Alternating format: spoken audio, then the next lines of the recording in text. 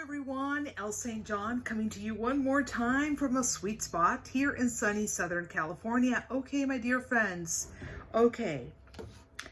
For today, kick the third party goodbye away from your loved one. Okay, I'm going to be sharing with you the way I worked with Karen. She allowed me to share her testimony, her story, okay, a successful one, by the way, okay, on how she got rid of the third party, how she kicked the third party away. I'm going to read a little bit of what she wrote to me, okay, and I still speak to Karen, as I've mentioned to a lot of you. I've coached people for 30 years. So I still talk to her, and she's on her way to walking down the aisle, okay? But I would say a few months ago, she was in a very tough shape, okay? She wasn't doing all that well. She was dealing with a third party and loving her loved one with all her heart and soul. Okay, these are some of the words that she sent to me. Okay, I could not stop stalking the third party on social media, Elle. The moment you told me to stop looking her up on social media, it was such an impossibility when it actually crossed my mind. And I remember telling Karen, stop looking for her on whatever social media platform, because you're only hurting yourself, and you are giving her power, you're giving her force, and all that power, force, and energy has to remain in you.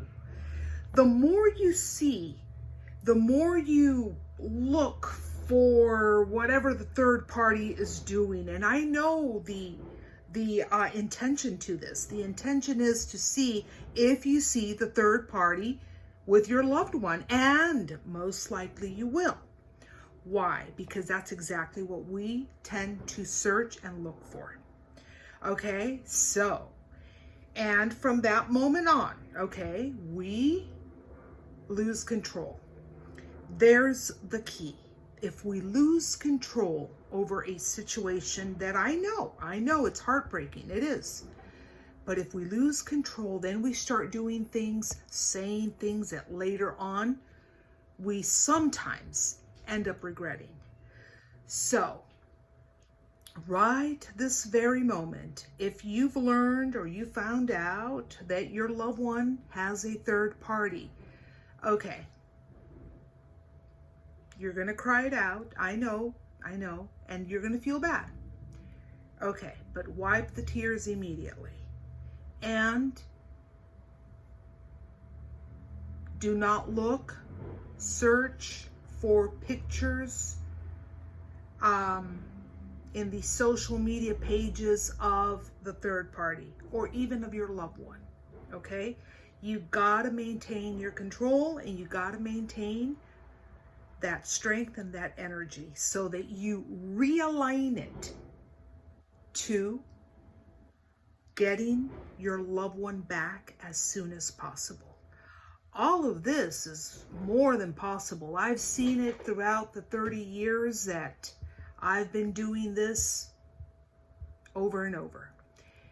The process stalls because we're living in the circumstance, in the now, in the moment of wanting to make this big and giving the third party a big chunk of our energy. When that stops, when you no longer care, and I know you will care because this is your loved one and you want him back, and the third party is invading your life, okay, right this very moment, put yourself on the pedestal. You don't put the third party on a pedestal. You don't think that she is prettier, bigger, nicer. If it's a guy, he's handsomer, he's good looking. You are also wonderful. And know this, believe it, vibrate to it, and be sure that you can align that energy again by doing affirmations, by working with candles, by doing what you have to do if you indeed want your loved one back. The crying, living in the circumstance, living in the desperation and the obsession will only push your loved one further and further away. Fighting with him is another big no-no to do. You don't want to fight with him. Okay, although you're mad, although you're angry, although you're hurt, okay, but you want to get him back, get her back. My mother-in-law's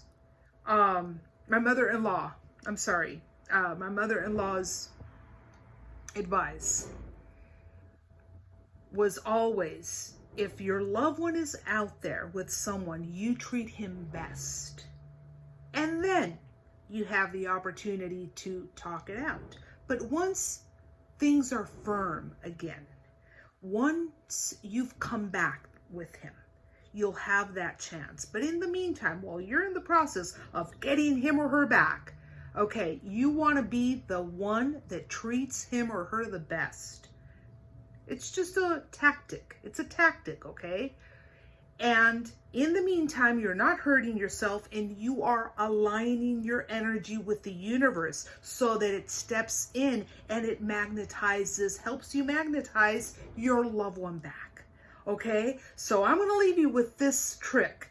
Put it to practice as soon as possible. And yes, you can have your loved one back as soon as possible. As soon as you begin to put this to practice, to understand that it's all an alignment of vibration where you're going to vibrate with the universe, and the universe's force is coming, helping you, aiding you, giving you that help in manifesting your loved one back. Okay, leave your comments down below. If you have not yet subscribed to our channel, please do so. Hit that bell, subscribe. Also visit our website at www.roseforasoul.com, and you can also listen to us on podcasts. Okay, see you guys next time. Namaste.